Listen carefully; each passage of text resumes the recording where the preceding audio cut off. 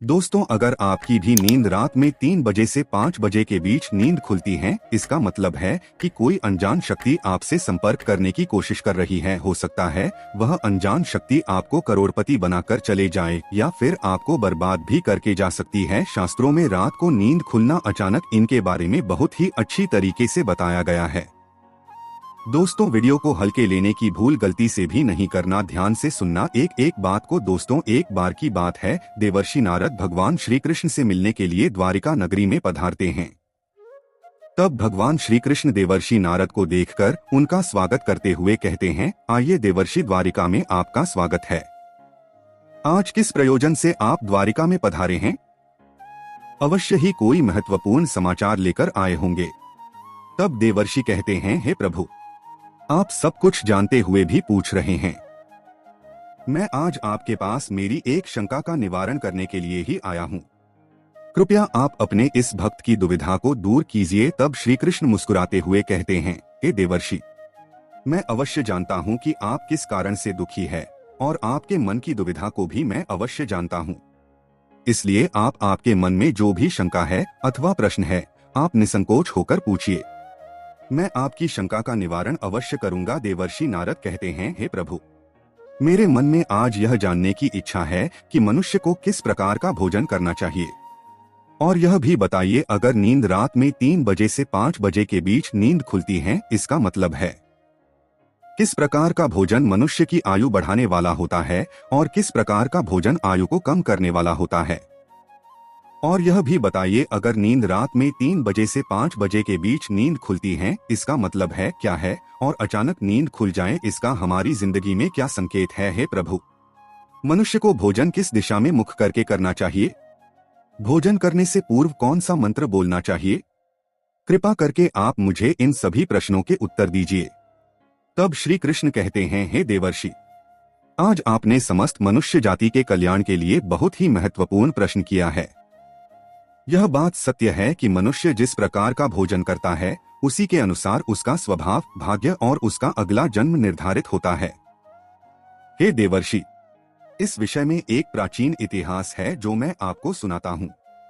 त्रेता युग में यह कथा महर्षि अगस्त्य ने भगवान श्री राम को सुनाई थी, इसलिए इस कथा का महत्व बहुत अधिक है। इस प्राचीन कथा के माध्यम से आपको आपके सभी प्रश्नों के उत्तर मिल जाएंगे। इसलिए आप इस कथा को ध्यान से पूरा अवश्य सुनें और इसका प्रचार करें। जो भी इस कथा का श्रवण करता है, उसके समस्त पापों का नाश होता है और उसे सैकड़ों वर्षों तक दान करने का पुण्य मिलता है। देवर्षि कहते हैं, हे प्रभु, मैं इस कथा को अवश्य सुनना चाहता हूँ। इस कथा को मैं ध्यानपूर्वक सुनूंगा और इसका प्रचार पृथ्वी लोक पर करूंगा। श्री कृष्ण कहते हैं, प्राचीन काल की बात है। उस समय एक बहुत बड़ा जंगल था। उस जंगल का आकार 100 योजन था, लेकिन उस जंगल में कोई भी पशु और पक्षी नहीं रहते थे, केवल वृक्ष और पेड़ पौधे ही थे।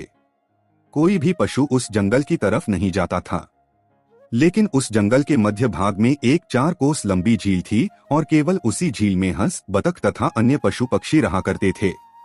एक बार अगस्त्य मुनि उस झील के पास से गुजर रहे थे तो उन्हें एक बहुत ही अजीब चीज दिखाई दी। उस झील के पास एक बहुत बड़ा आश्रम था जो बहुत पुराना हो गया था, लेकिन फिर भी अत्यंत सुंदर और पवित्र दिखाई पड़ रहा था। उस आश्रम में कोई भी साधु तथा तपस्वी नहीं रहता था। वह आश्रम पूरी तरह से खाली था। अगस्त्य मुनि एक रात के लिए उस आश्रम में ठहर गए और सुबह उठकर वे उस झील के पास चले गए तो उन्हें रास्ते में एक मुर्दा अर्थात लाश पड़ी हुई दिखाई पड़ी, जो शरीर से अत्यंत बलवान और हृष्ट पुष्ट था, जिसे देखकर मालूम होता था कि वह किसी तरुण पुरुष की लाश है। उस लाश को देखकर अगस्त्य मुनि सोचने लगे कि यह कौन है, इसकी मृत्यु कैसे हो गई तथा वह इस जंगल में आखिर कैसे आया होगा। उस मरे हुए आदमी के बारे में जानने की अगस्त्य मुनि को जिज्ञासा हुई। तभी अचानक आकाश में उन्हें एक दिव्य विमान दिखाई पड़ा और वह दिव्य विमान उस झील के समीप आकर रुक गया और उस विमान से एक दिव्य पुरुष उतरा और वह उस झील में नहाने के लिए चला गया। झील में नहाने के बाद वह बाहर आया और उस मुर्दे का मांस खाने लगा। उसने भरपेट उस मोटे ताजे मुर्दे का मांस खा लिया और फिर से विमान में बैठकर स्वर्ग की ओर जाने लगा। तभी अगस्त्य मुनि ने उस दिव्य पुरुष को आवाज लगाई, हे दिव्य पुरुष, तुम कौन हो? तुम देवताओं के समान दिखाई पड़ते हो, किंतु तुम्हारा भोजन बहुत घृणित है। तुम मुर्दे का मांस क्यों खा रहे हो? ऐसा भोजन भला कोई देवता कैसे कर सकता है? फिर उस स्वर्गवासी दिव्य पुरुष ने अगस्त्य मुनि की तरफ देखा और उन्हें हाथ जोड़कर प्रणाम करके कहने लगा, हे विप्रवर, आपको प्रणाम है। मैं आपको मेरी कहानी सुनाता हूँ। पूर्वकाल की बात है। विदर्भ देश में मेरे महान यशस्वी पिता राज्य करते थे। वे वसुदेव के नाम से तीनों लोकों में प्रसिद्ध थे और परम धार्मिक व्यक्ति थे। उनकी 2 पत्नियां थीं। उन दोनों पत्नियों से उन्हें एक एक करके 2 पुत्र हुए। मैं उनका सबसे बड़ा बेटा था। लोग मुझे श्वेत के नाम से जानते थे और मेरे छोटे भाई का नाम सूरत था। पिताजी की मृत्यु के बाद मुझे विदर्भ देश का राजा बना दिया गया और मैं वहां सावधानी के साथ राज्य चलाने लगा। राज्य करते हुए मुझे कई हजार साल बीत गए। फिर एक दिन मुझे वैराग्य हुआ और मैंने राजपाट का त्याग करने का निर्णय लिया और मृत्यु पर्यंत तपस्या करने का निश्चय करके मैं जंगल में रहने के लिए चला गया। अपने राज्य को मैंने अपने छोटे भाई सूरत को सौंप दिया और उसे राजा बना दिया। फिर इस झील के पास आकर मैंने कठोर तपस्या करना आरंभ किया। 80,000 वर्षों तक मैंने इस जंगल में तपस्या की और उसी के प्रभाव से मुझे ब्रह्मा लोक की प्राप्ति हुई। लेकिन ब्रह्मा लोक पहुंचने के बाद भी मुझे भूख और प्यास अधिक सताने लगी। मेरे सभी इंद्रिय तिलमिला उठे। फिर मैंने ब्रह्मा लोक के सर्वश्रेष्ठ देवता ब्रह्मा जी से पूछा, हे भगवान, मैंने तो सुना है कि ब्रह्मा लोक में किसी भी प्राणी को भूख और प्यास नहीं लगती है। फिर मुझे भूख और प्यास क्यों लग रही है? ये मेरा पीछा क्यों नहीं छोड़ रही है? कृपया आप मुझे बताइए कि मैं किस चीज का सेवन करूं। फिर ब्रह्मा देव ने कहा, हे राजन, पृथ्वी पर दान धर्म करने पर ही व्यक्ति इस लोक में भूख प्यास से मुक्त हो जाता है। लेकिन तुमने अपने जीवन काल में कभी दान नहीं किया, किसी भिखमंगे को भीख तक नहीं दी। तुमने राजमहल में रहकर भी द्वार पर आए अतिथियों को भोजन नहीं दिया। तुमने सदैव ही उच्छिष्ट भोजन किया है। बिना स्नान किए ही तुम भोजन किया करते थे। भोजन शुरू करने से पहले तुमने ईश्वर का धन्यवाद नहीं किया। स्वादिष्ट भोजन को दूसरों को दिए बिना ही तुमने उसे ग्रहण कर लिए। इसी कारण से तुम्हें यह पाप लगा है। इसलिए तुम्हें ब्रह्मा लोक में भी भूख और प्यास का कष्ट उठाना पड़ रहा है। जीवित रहते हुए तुमने अनेक प्रकार के आहारों का अकेले ही सेवन किया है। अनेक प्रकार के पकवान तुमने अकेले ही खाए हैं, दूसरों को नहीं दिए हैं, जिससे तुम्हारा शरीर तो बलवान बन गया, किंतु तुम्हारा पुण्य क्षीण हो गया। अब तुम्हारे लिए एक ही उपाय है। उस झील के पास तुम्हारा शरीर पड़ा हुआ है। तुम उसी का मांस खाकर अपनी भूख मिटाओ। ब्रह्मा जी द्वारा इस प्रकार से कहने पर राजा ने कहा, हे प्रभु, अपने शरीर का भक्षण कर लेने के पश्चात मेरा क्या होगा? उसके बाद मैं क्या खाऊंगा? मेरे खाने के लिए कुछ भी शेष नहीं रहेगा। कृपया कुछ ऐसा भोजन बताएं जिसका भक्षण कर लेने पर भूख मिट जाए और जो कभी खत्म न हो। तब ब्रह्मदेव कहते हैं, हे राजन, तुम्हारा शरीर ही मैंने अक्षय बना दिया है। उसे तुम रोज खाओगे, फिर भी यह समाप्त नहीं होगा। वह दूसरे दिन फिर से ताजा हो जाएगा। इस मृत शरीर के अंग फिर से उग आएंगे और उन्हें तुम फिर खा सकोगे। और जब तुम अपने शरीर का मांस खाते हुए 100 वर्ष बीत जाएंगे, उसके बाद तुम्हारे इसी जंगल में एक दिन महर्षि अगस्त्य पधारेंगे और उन्हीं के द्वारा तुम इस पाप से मुक्ति पा सकोगे। इस प्रकार से राजा ने सारी हकीकत महर्षि अगस्त्य को बता दी और कहने लगे, हे विप्रवर, मेरा शरीर कभी नष्ट नहीं होता है और मैं रोज आकर अपने शरीर का मांस खाता हूँ। न जाने कब मुनि अगस्त्य यहाँ पर पधारेंगे और मुझे इस कष्ट से मुक्ति दिलाएंगे। ऐसा सोचते हुए मुझे 100 वर्ष बीत चुके हैं और मैं आज भी उनकी राह देख रहा हूँ। राजा श्वेत का इस प्रकार से कथन सुनकर महर्षि अगस्त्य बोले, अच्छा, तो तुम्हारे सौभाग्य से मैं यहाँ पर आया हूँ। मैं ही मुनि अगस्त्य हूँ और बोलो, मैं तुम्हारी किस प्रकार से सहायता कर सकता हूँ? तब राजा अत्यंत प्रसन्न हुए और जमीन पर लेटकर महर्षि अगस्त्य के चरणों को वंदन करने लगे। राजा श्वेत बोले, हे मुनि, कृपया आप मुझे इस घृणित आहार से मुक्त कीजिए तथा जिस पाप के कारण मुझे यह प्राप्त हुआ है, उस पाप से भी मुझे मुक्त कीजिए, जिससे मुझे अक्षय लोक की प्राप्ति हो सके। हे ऋषि, मैं आपको यह दिव्य आभूषण भेंट करता हूँ। कृपया आप मुझ पर कृपा करें। राजा की दुख भरी बातें सुनकर मुनि को उन पर दया आ गई। जैसे ही राजा ने वह दिव्य आभूषण महर्षि अगस्त्य के हाथ पर रखा, उसी समय उनका मृत शरीर अदृश्य हो गया और वे उस पाप से मुक्त हो गए। और फिर महर्षि अगस्त्य से आज्ञा लेकर वे उस दिव्य विमान में बैठकर ब्रह्मलोक को चले गए। इस प्रकार से उस राजा श्वेत को दान न करने के पाप से मुक्ति मिली। हो जय जय जय बजरंग बली, जय जय जय बजरंग बली। दोस्तों बोलो जय जय बजरंग बली की जय हो।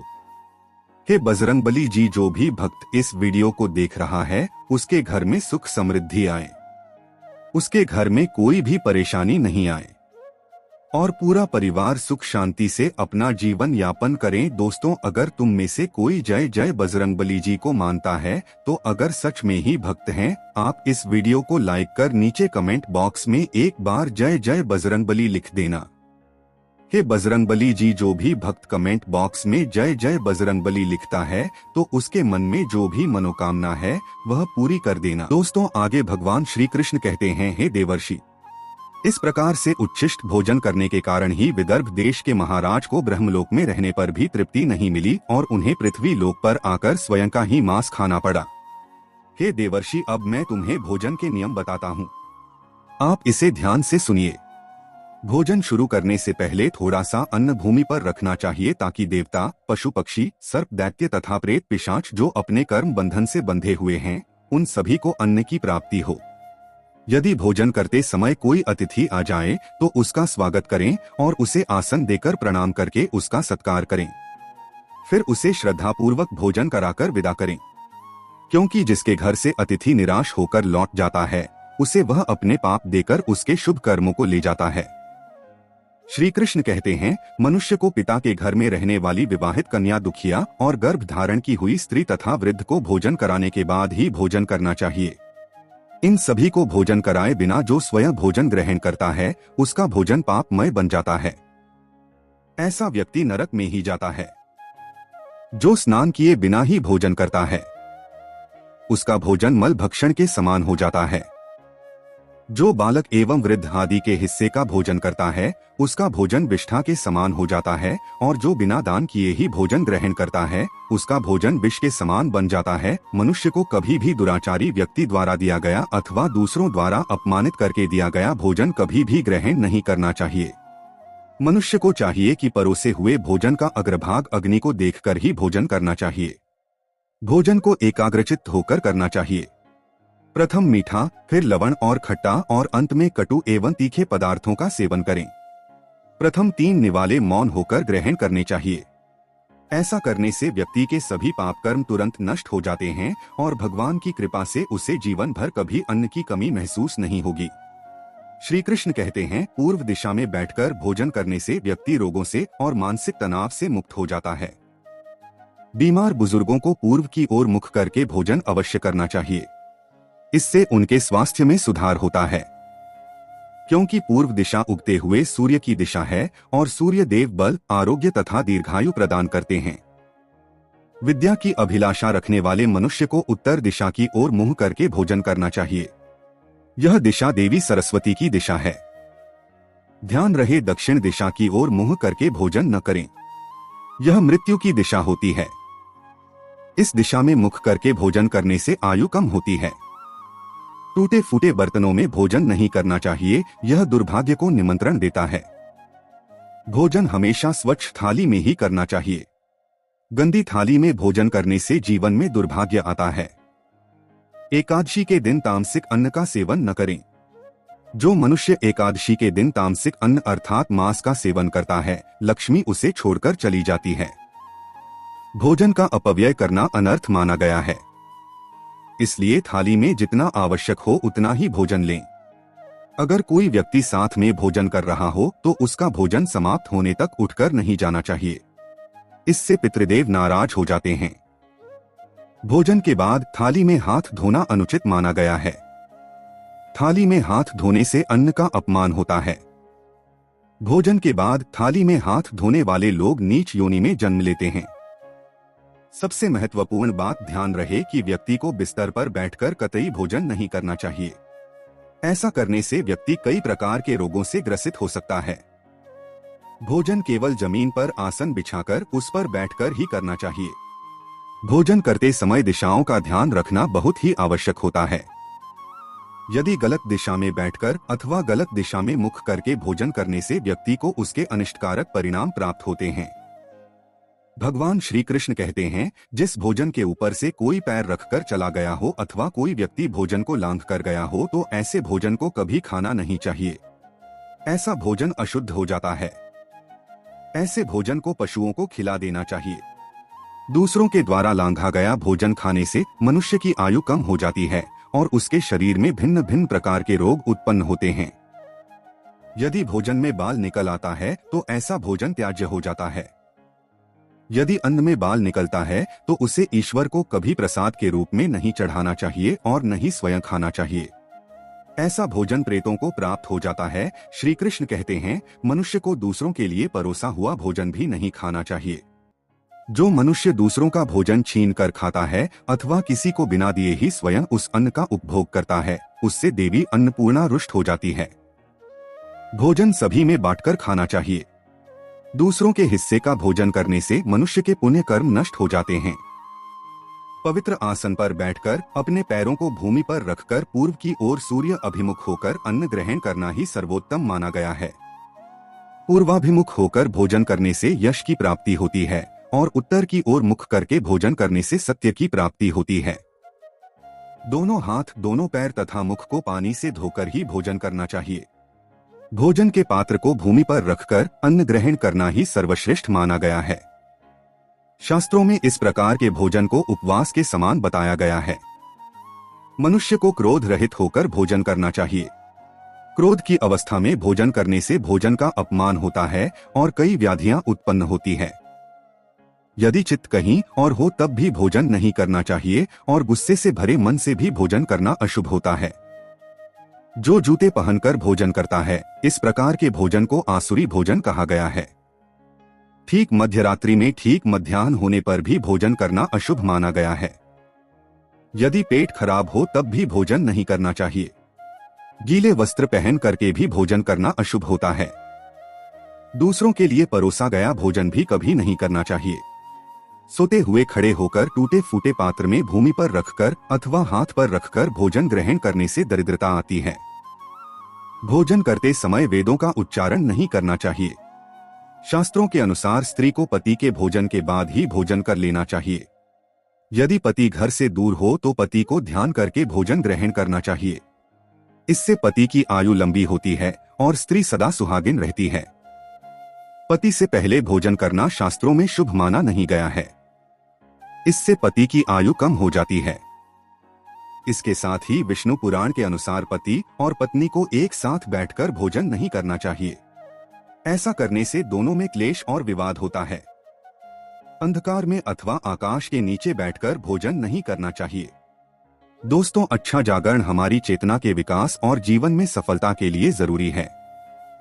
ऐसा अक्सर उन लोगों के साथ ज्यादा होता है जो निद्रा रोग से ग्रस्त होते हैं। स्लीप पैरालिसिस के शिकार बहुत से लोगों ने यह भी दावा किया है कि नींद खुलते ही उन्हें ऐसा लगता है कि उनके सीने पर कोई हैवान बैठा हुआ है जिसकी शक्ल बेहद डरावनी है और वह उन्हें उठने नहीं दे रहा बल्कि उन्हें जकड़े हुए हैं।